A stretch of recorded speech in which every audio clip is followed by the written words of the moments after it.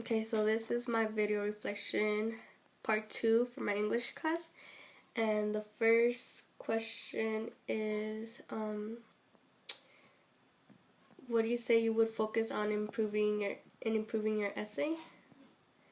And I said that for improving my essay, I plan on focusing on improving my paragraph development, which is by adding more analysis and explaining more and making it more clear for my reader to understand what I mean. And I have started that by using subordinators, which is something new that I've learned. And I think that it's gonna make it more clear in showing the relationship between my ideas.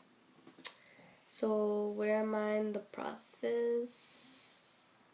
Finalizing my essay and proofreading it for any errors, because for my other essays I tend to have some errors, like maybe a comma or something. What do I think of the feedback that I got from my peers? I think that it was great. I noticed that 2 out of the 3 people that looked over for my paper suggested that I use the term benevolent deception, and I think that I would definitely use that for one of my paragraphs. And I think that it's a great idea because my paragraph does talk about that, and since benevolent deception is also involved in the story of the immortal life of Henrietta Lacks. So number 4, what would you like to focus on in the essay to strengthen your writing?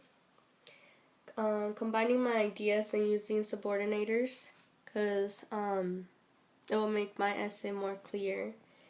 And from class, like how we've been looking over examples and practicing, I learned how to use them well, and it will make my essay more clear, definitely. 5, what is the first thing you would do with your essay? Just finalizing it, and I think it's the same as the other question. 6, what questions did you select for your writing poem? I selected the silence one because I think that was like a really big topic, and it's something like I could easily write about because it's a topic that I clearly since the beginning of the book. I saw how throughout the whole book how it showed that Henrietta Lacks lived in like a silent society, how she was African American. Already she had no say in many things because of the Jim Crow laws. So yeah. What have you learned so far about yourself, community, society, and or human development that ties with this particular question? I think, well, based on my essay, I learned how silence can impact like the whole community. Like when one person is silent, it like impacts the rest of the people around you. And if you like speak up, it'll like motivate other people to also speak up. So I think it's really good